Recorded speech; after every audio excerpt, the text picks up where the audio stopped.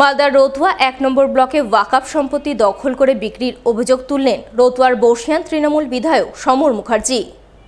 বৃহস্পতিবার তিনি সংবাদ মাধ্যমের মুখোমুখি হয়ে একাংশ মতুয়ালির মদতে জমি মাফিয়ারা রতুয়ার ওয়াকফ সম্পত্তি দখল করে বিক্রি করছে বলে অভিযোগ তোলেন এবং এই ঘটনায় জড়িতরা কোন দলের এই প্রশ্নের উত্তরে তিনি বলেন, এরা যখন যে দল ক্ষমতায় থাকে তখন সেই দলেরই ছত্রছায়ায় থাকে।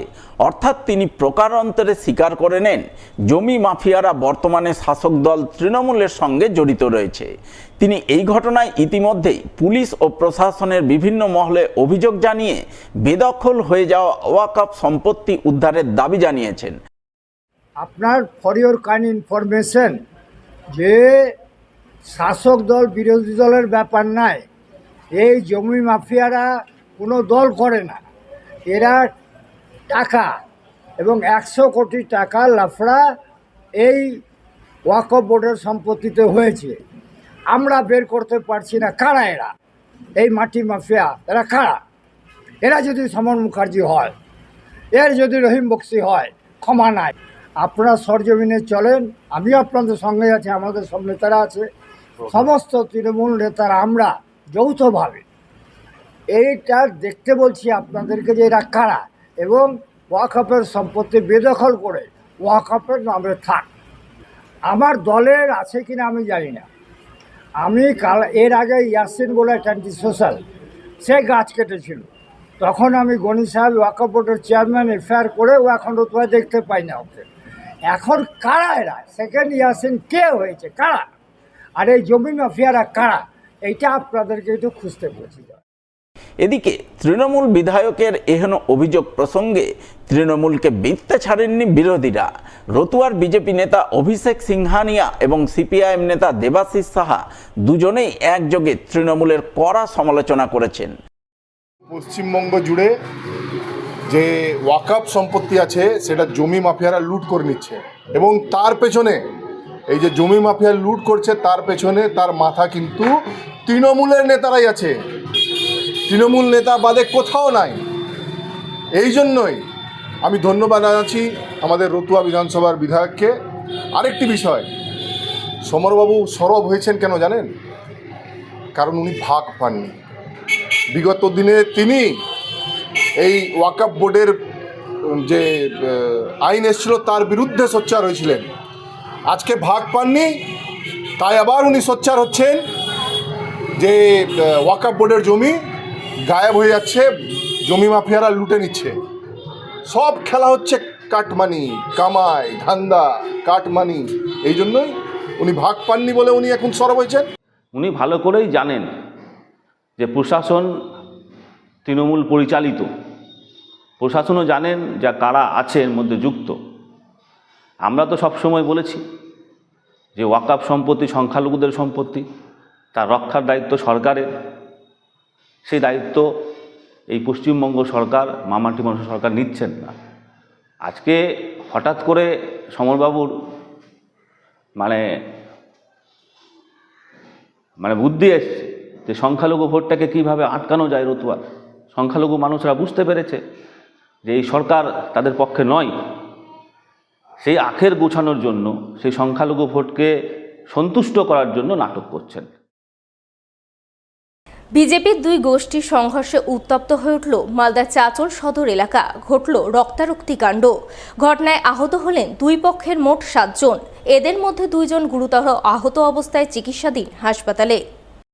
বৃহস্পতিবার গভীর রাতে ঘটনাটি ঘটেছে চাঁচল সদরের আশ্রমপাড়া এলাকায়। জানা গেছে এদিন গভীর রাতে হঠাৎ করে আশ্রমপাড়া বুথের বিজেপির গ্রাম পঞ্চায়েত সদস্য প্রসেনজিৎ শর্মা এবং থানাপাড়া বুথের বিজেপির পঞ্চায়েত সদস্যার স্বামী বিজেপি নেতা সুমিত সরকার এবং তার দলবলের মধ্যে সংঘর্ষ বাধে। দুপক্ষই একে অপরের উপর হামলা চালায় বলে খবর।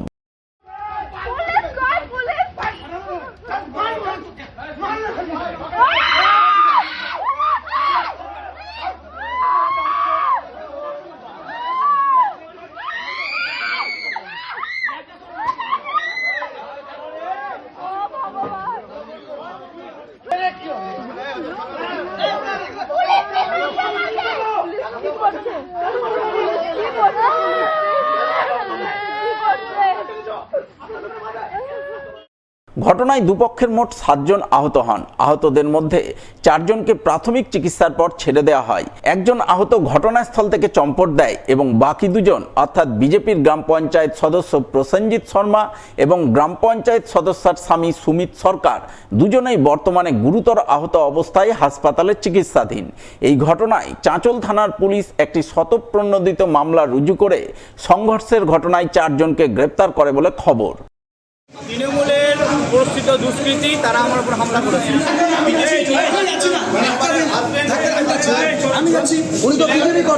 তৃণমূলের যুব নেতা জয়ন্ত দাস এবং তারা মিলিভগত সকলে বিজেপি করেন, সুমিত বাবু তো বিজেপি করেন,